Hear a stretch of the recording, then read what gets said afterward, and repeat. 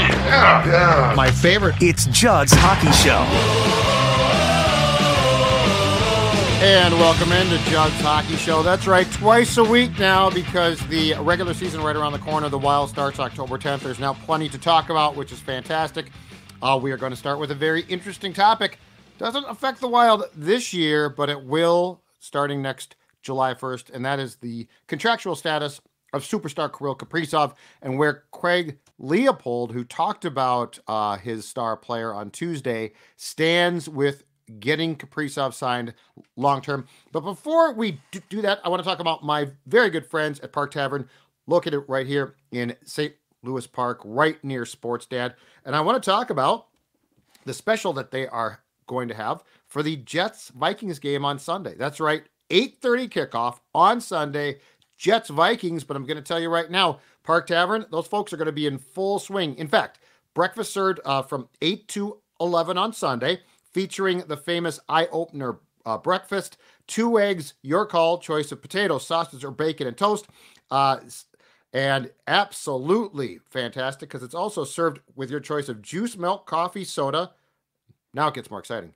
A screwdriver, a domestic pint, a Bloody Mary, or a mimosa, all for $10.95. So come enjoy the Vikings and get the absolutely fantastic eye-opener breakfast. $3 pints throughout the game on Mick Golden, Coors Light, Miller Lite, and also AJ Fredrickson, a vitamin C special, $6 Tito's with your choice of juice. That's my type of vitamin C special. Very healthy, very good. Park Tavern, check them out. Highway 7 and Louisiana Avenue South, again, right here in St. Louis Park. Those specials going on during Vikings Jets Sunday morning from jolly old England. Kickoff at 8:30. Breakfast starting at the Park Tavern at 8 o'clock. All right, let's get right to it, Age.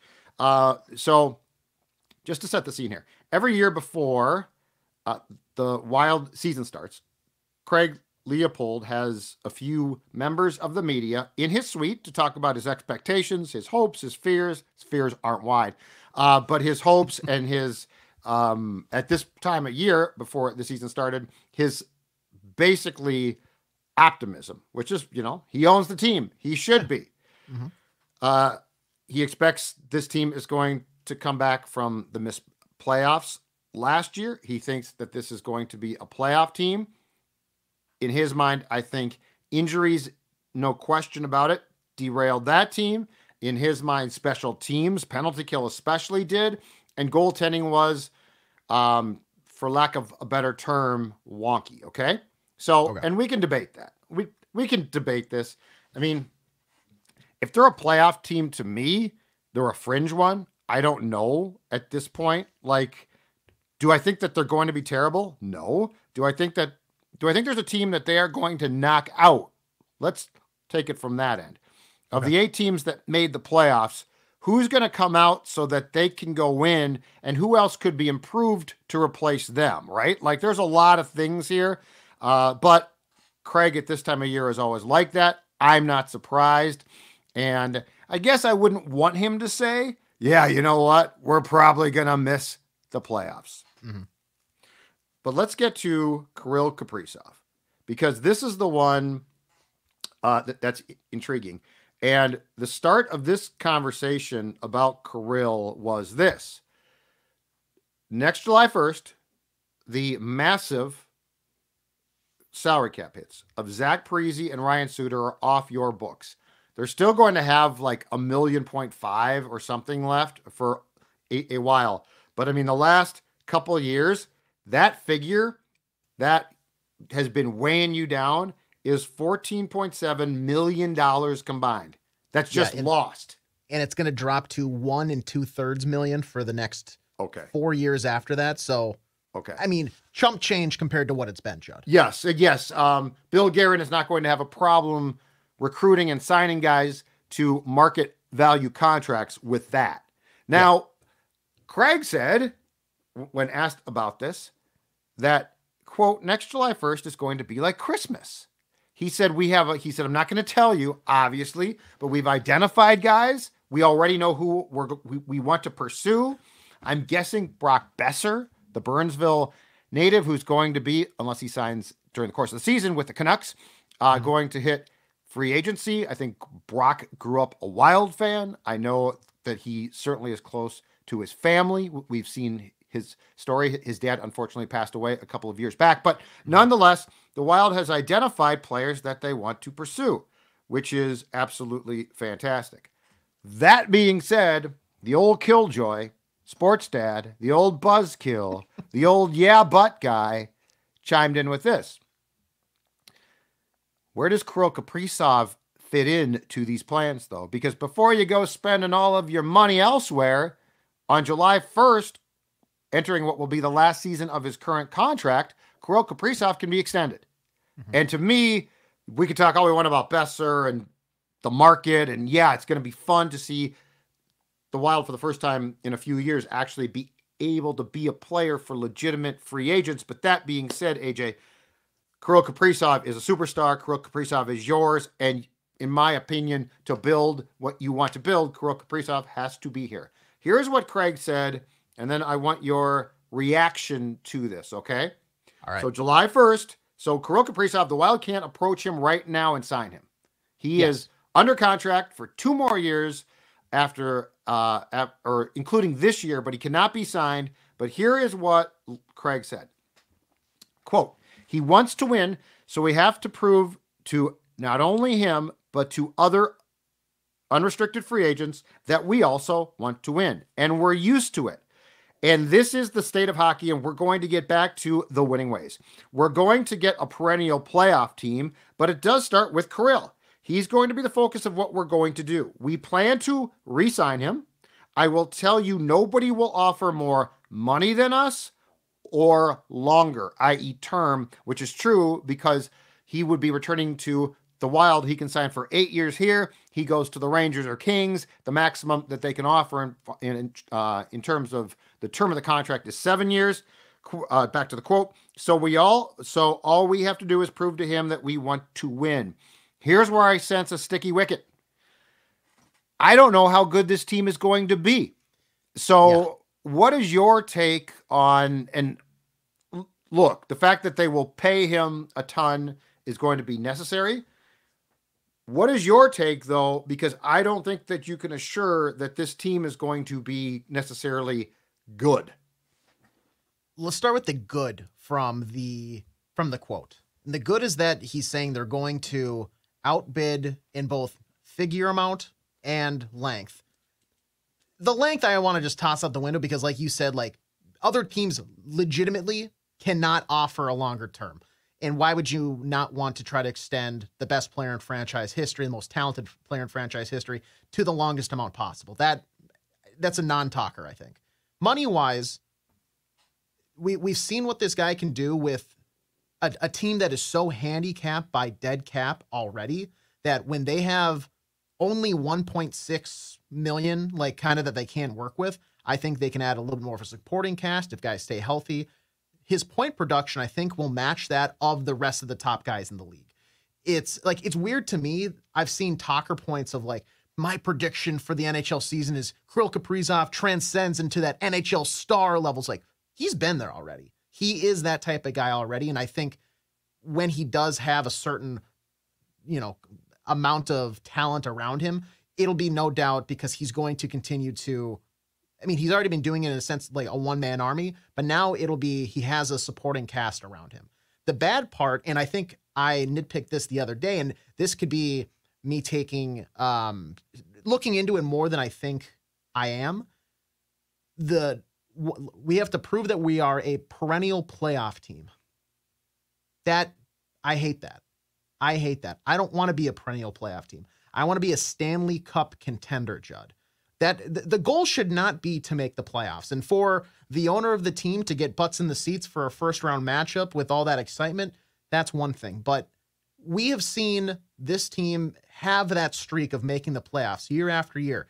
Guess what? You're still the butt of a lot of jokes. You're one and done. It's now a connotation, I think, with the Minnesota Wild, where at one point I felt like it was maybe the San Jose Sharks, where they had all this talent with Carlson and Couture and Marleau and Joe Thornton.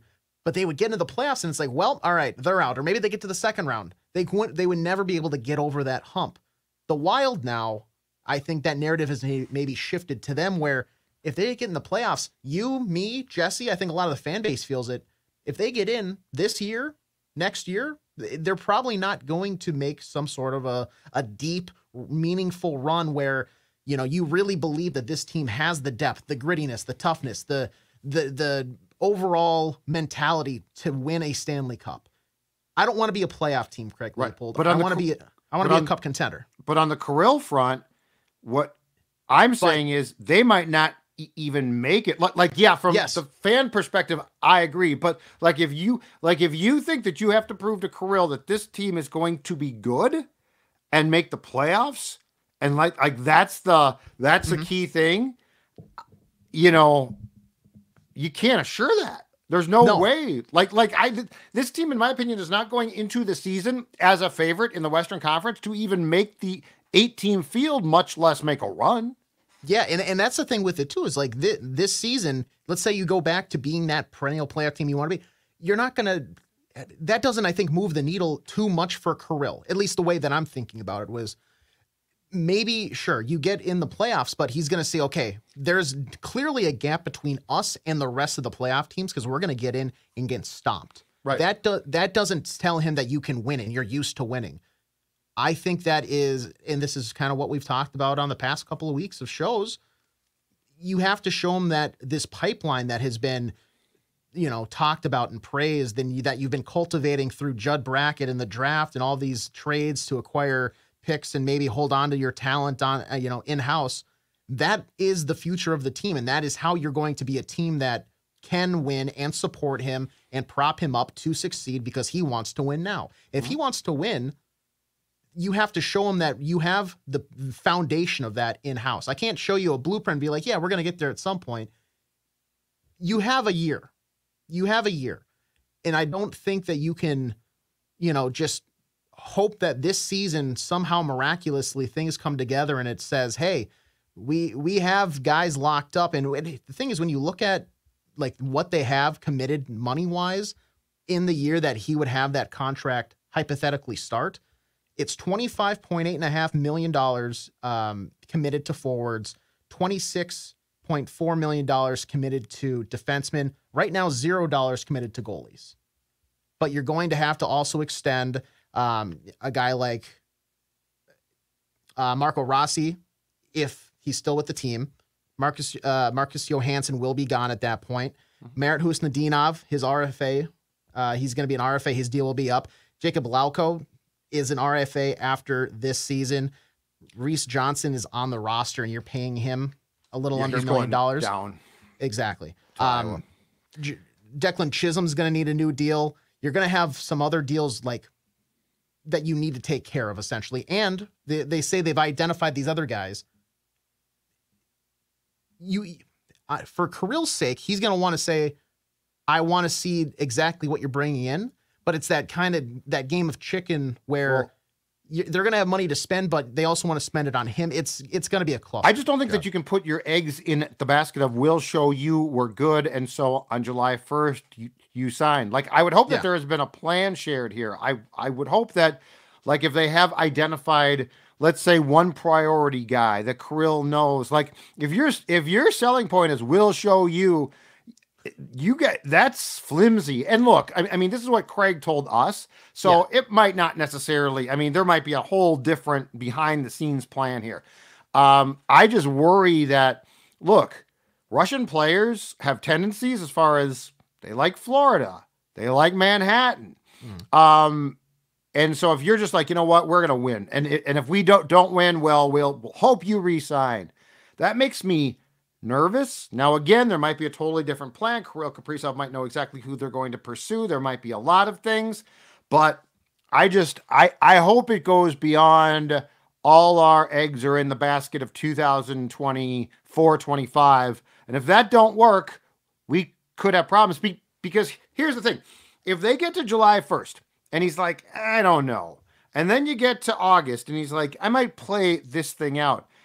You're going to have to trade him at some point. You can't, unless you want to take it to the deadline And look, I know he's got a no move clause, okay? But I think you can probably go and say, you want to play for the Rangers or something the rest of the year? I think he probably says yes and waives that protection. But if the problem with going to the deadline is now you lose, now you're, if you're the team taking Kirill on, you're not going to pay nearly the price that you would on opening night because you don't get the majority of the season with Kirill. So there's a lot of things here that this team is not ready to pop.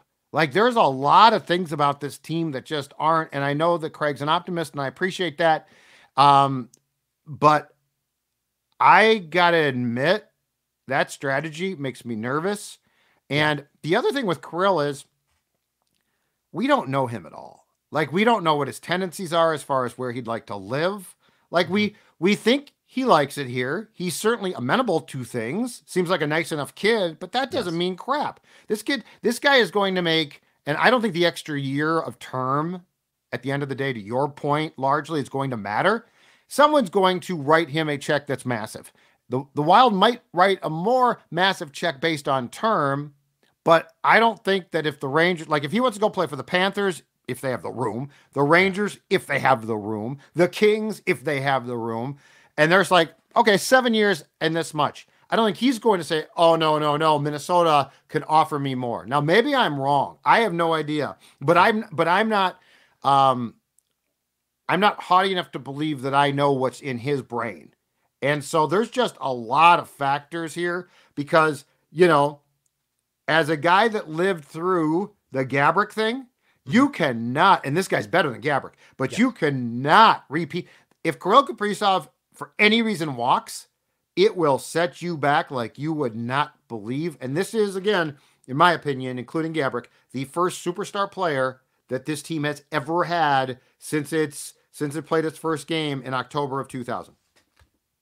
Yeah, you can't play that game of chicken because honestly, I think the biggest gut punch would be he uses the Wild's outbid to just get more money in a place where, in a world where he values, you can't take it to that. You can't get there. No, and that's the thing. You can't do that. But right. Using the Wild's like outbid to go to a place where he'd rather just win and trying to get some more money out of them. I mean, that, like you said, having him just walk for nothing, just, hey, thanks for the memories, and then he's gone, that catastrophic to anything you're building here. That loses people jobs, frankly. Like, that type of fumble loses people jobs. You have to make the decision. That's Doug Riseboro's job. Yeah, exactly. July 1st into the, deep into the summer, you have to have that conversation of here's your deadline, and we have expressed all we want. We want to sign you for this amount, for this term. If we can't get here by a certain date, we have to talk about where you would actually like to play the 25-26 season. Because you're exactly right. You cannot, I mean, how weird is the trade deadline every single year, Judd? You can't have it drift into the you're first not going to couple maximize months. Him. You will not maximize him. At that point, you will be trading him out of complete sheer panic. Yes. And everybody knows the trade that you hypothetically would have to make if this is the way that it goes, you're already going to lose. Yep. If you wait to the middle of the season, closer to the trade deadline, the trade you make, you're going to look like a buffoon because you're going to get nothing. You're like maybe a first round pick, but guess what? It's going to be from a really good team. So you're not even going to have that great of a pick. And then you have to try to, either get lucky in the draft or use that to bundle up and move up. The 29th overall pick does you, in terms of sending Kirill Kaprizov out, no good. Like you have to get this done next summer before opening night puck drop. That is crucial. This is not. And if he declines the trade, you are 100% screwed. Oh God, yeah. And he's got that right. I don't think he would do that. Yes, and I know there's probably somebody listening or watching this that is like, well, no, Kirill's he's a good guy. That doesn't mean we don't know him. Right. Like, look at what's dropping tomorrow on Amazon, that face-off series. The NHL put out a clip today of after, I think, one of the losses by the Oilers in the final. I saw this clip, yeah. McDavid, aside that, other than a 3-second clip of him when he was playing for the Otters in juniors, of just screaming an expletive while walking off the ice, He is screaming at the top of his lungs, telling his team, this is not good enough. You have to. We had never seen that side of Connor McDavid in an extensive look as like we're going to see in this face-off series. You don't really know these players. Sure, he has, pretty good interviews and all that stuff, but that's doctored up a lot of the times by the team, and it's in such a short spurt. You're picking what you want to share. He's not going to publicly tell you anything. Exactly. We don't really know exactly the inner thoughts of Kirill Kaprizov. Yeah, and in Kirill's case, we're also talking about something that we know nothing about, which is his personal life. Mm-hmm. Like, he goes home to Russia. He has family there. He's probably a very different, and I'm not saying bad, but he's probably a very different person there. He might be a little more outspoken. Yes. I feel like the and perception if he goes, is he's shot. Yeah. And if he becomes a Ranger, guess what?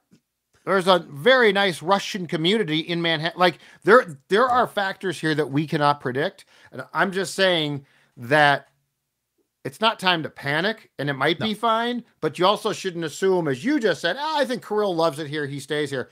That is probably a leap as well. There was one other interesting sidebar to this story. So within the course of our sit-down, which came during the first intermission of the Blackhawks Wild game on Tuesday, Mike Russo of The Athletic asked Leopold about his long-standing signing bonus policy, because he doesn't like to give them out. I think hockey's been very slow to adapt there. And, in particular with Kirill, he's a special case, right? Leopold's quote, "You sound like Billy," i.e. Billy Guerin. "We had a long conversation today about that. Yes, we may be entering into new territory. I don't know, but I'm certainly not going to say now that I'm open to that." Well, publicly, I get that, but you're going to have to be. So, you can say you're going to write the check, but if then you draw lines, which I don't think that they will, and if somebody else comes back and says, well, you gave Kirill a signing bonus, I'm going to say, it's Kirill Kaprizov. Here's what you're getting. But anyway, so that one to me, because July 1st, 2025 is going to be here, because this is how life works before we know it.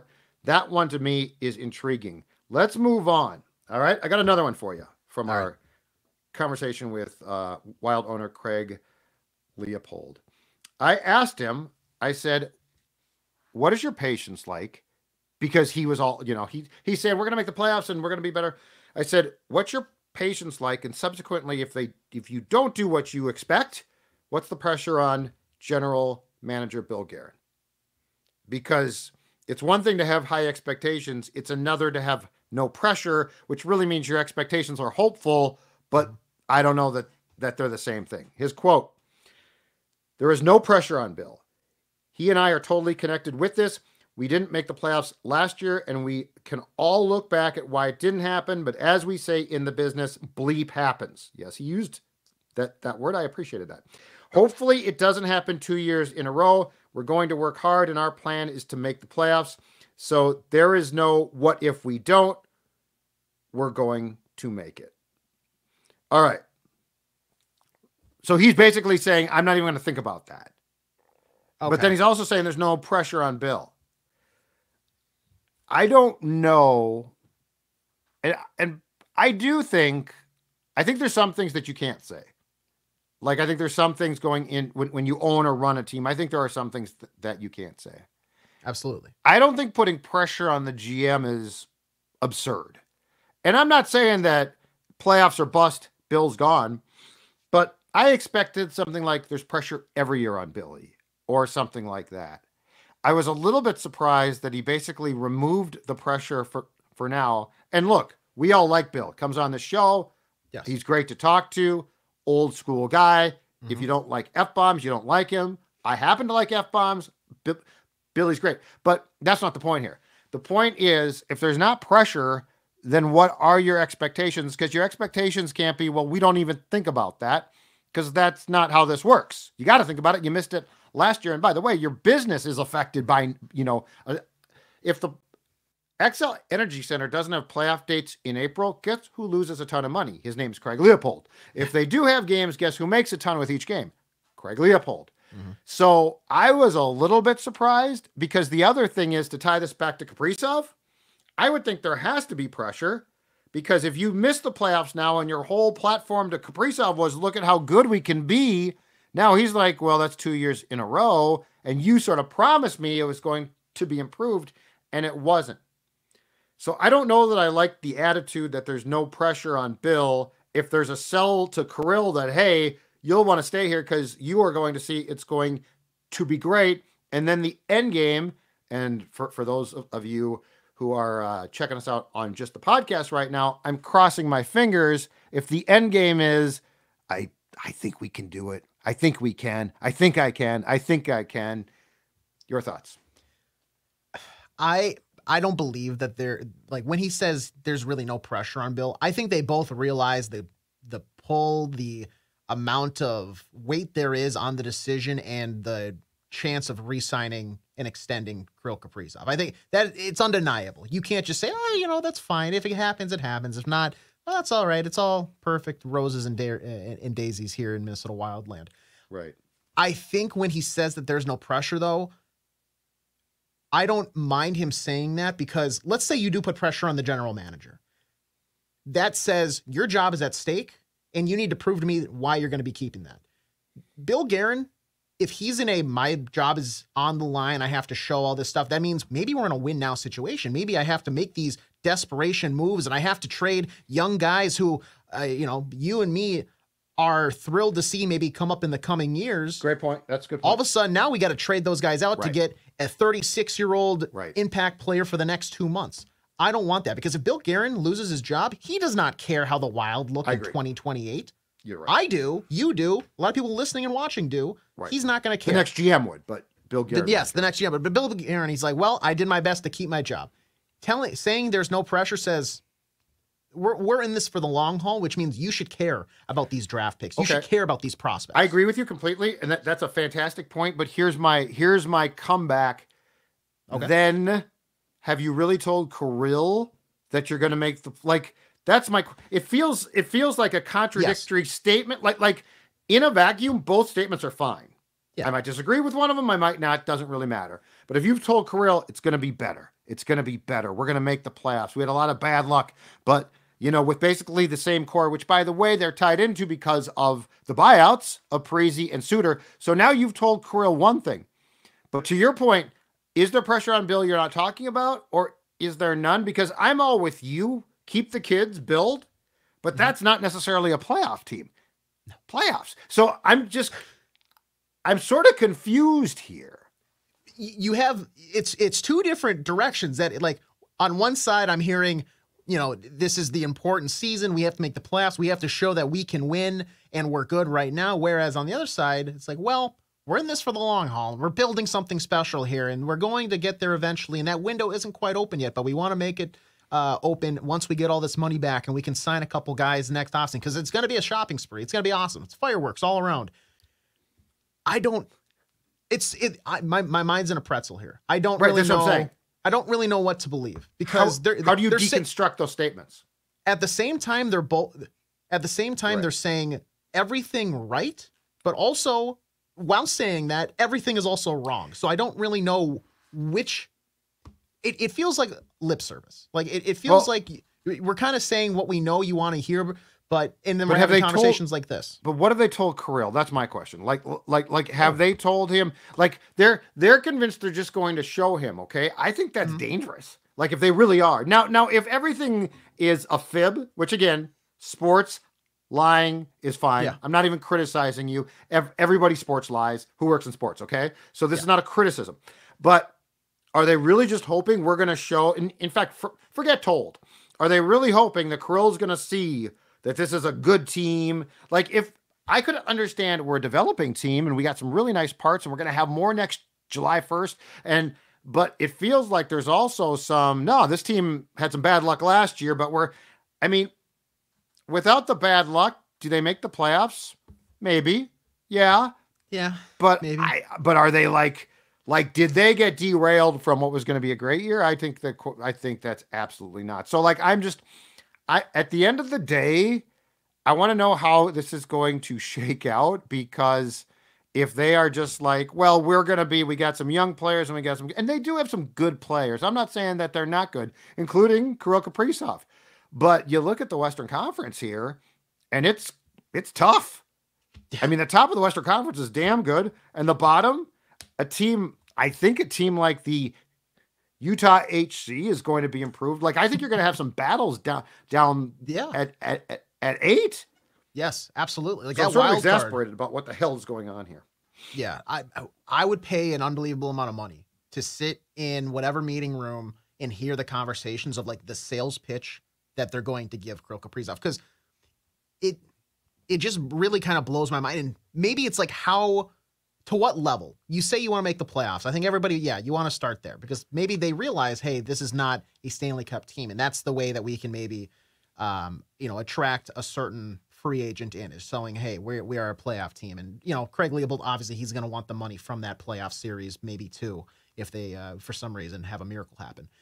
But maybe it's a mix of, this is the year to show him that we are good, and that when healthy, this team performs at a level that we had expected last year before, Spurgeon got derailed. Foligno kind of got derailed at times. John Hines is going to make I think they are convinced that Hines is going to make a massive difference, which I don't know if that's completely fair or not.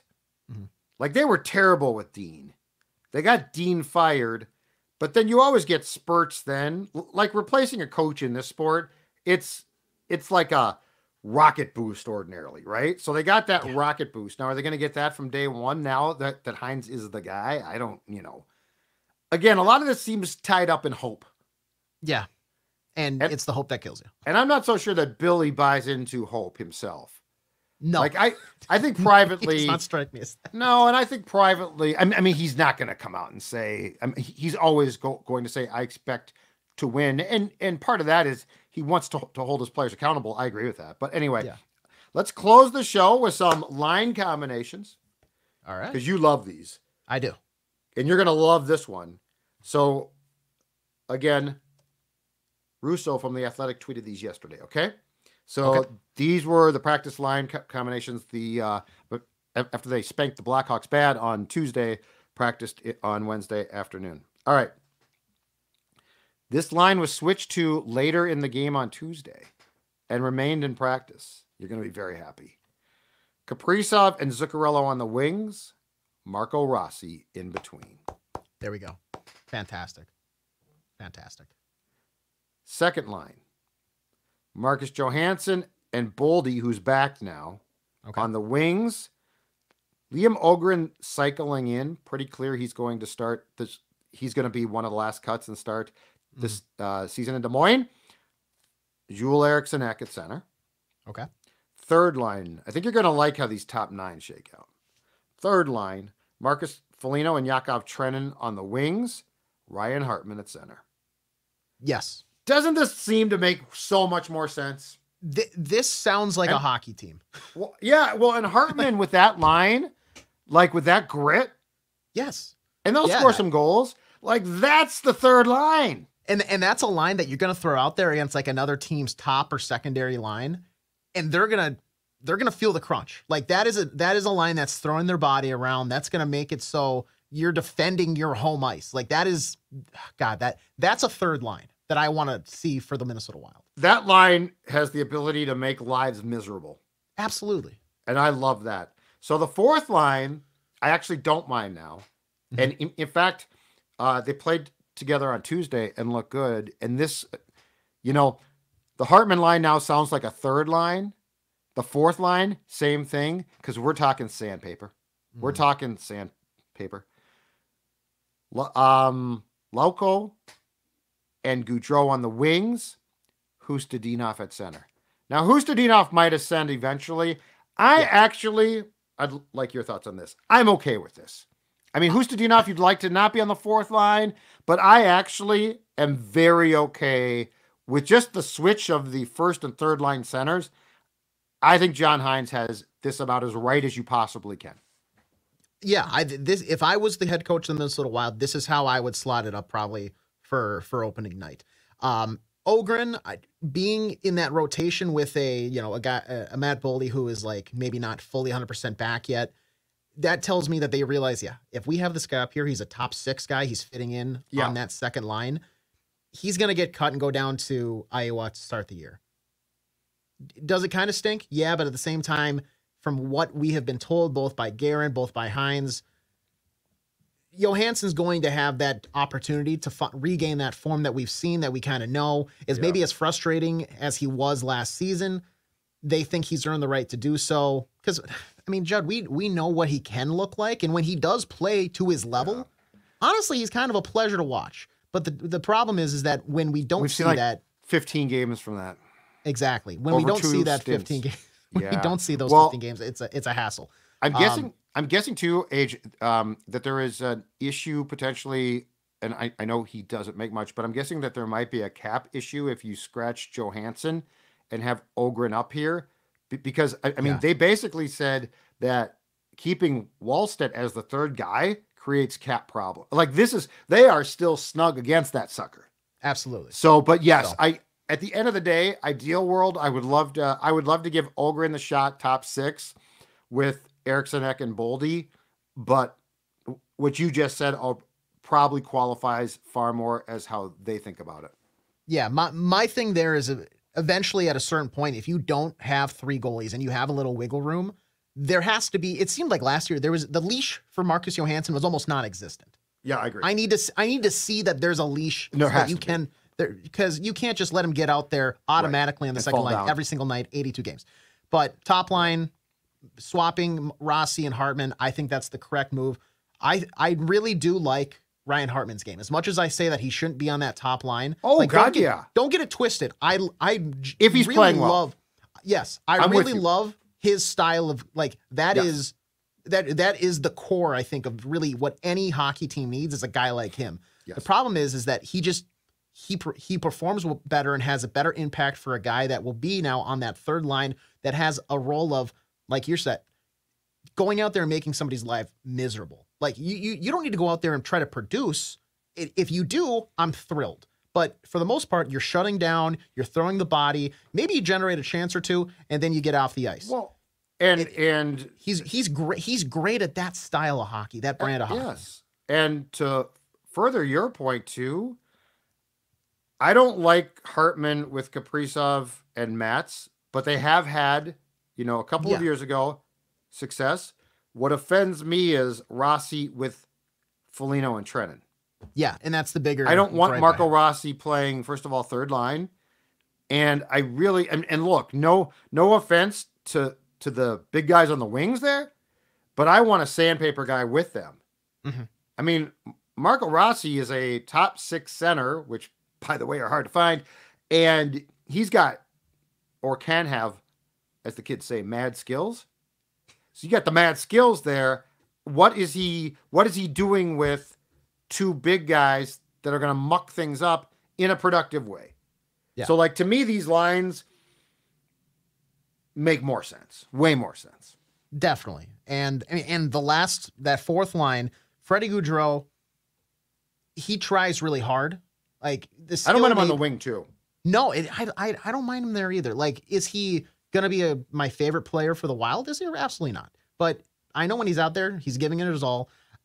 I kind of love Lauko and Husnadinov though.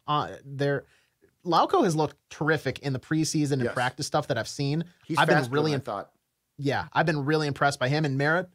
He said that he kind of needs to raise his game and elevate his game a little bit, but starting him there, that fourth line I think is going to surprise. Like you're going to essentially have 2 third lines, and then they're looking for a 1A, 1B at the top.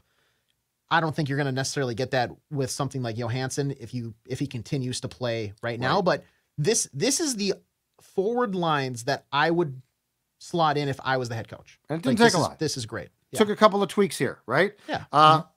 Okay, before we go defensive pairings, Brodin and Faber, no surprise. Top pairing, no debates. Middleton and Spurgeon, Chisholm and Bogosian, and then Merrill and Hunt. I think Hunt's going to be sent down. Merrill, I think, is going to be a press box guy.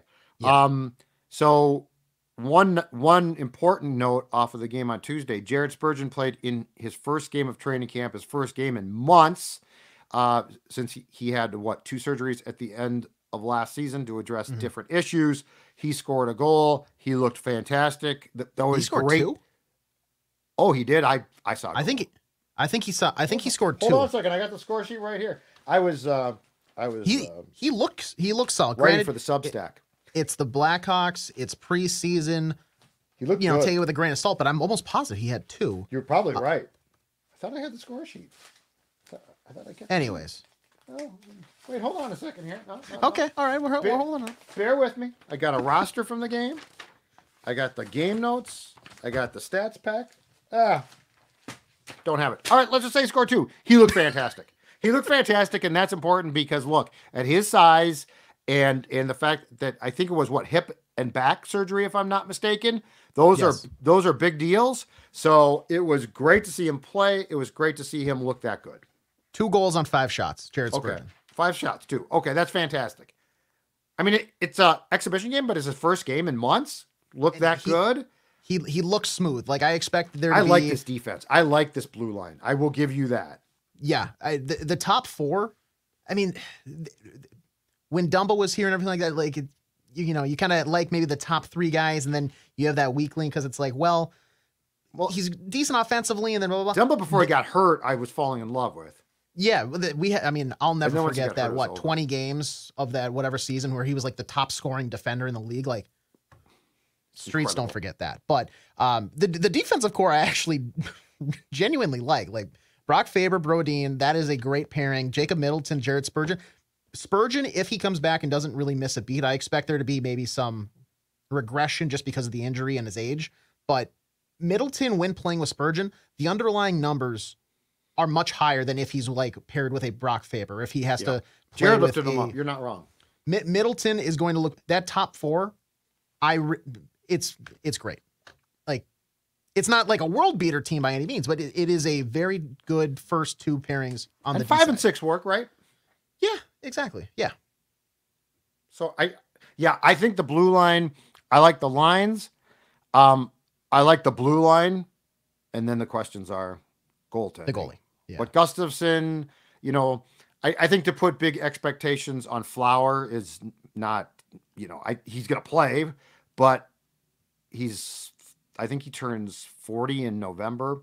And then Wallstedt probably, it sounds like, starts the season in Des Moines. He comes up, and he's the one I'm curious about because I could easily see him. I think, he's played 2 years in Des Moines now. He was in the top league, right, in Sweden. So I think he's set. But anyway, all right. So again, JHS back at least 2 times a week. And Age, I think that we will start to also do shows post-game at times, perhaps. October 10th, the first game, a post-game show. So no lack of Wild Talk right here on SKOR North. Also, don't forget Park Tavern special for the Jets-Vikings game. Breakfast starting at 8.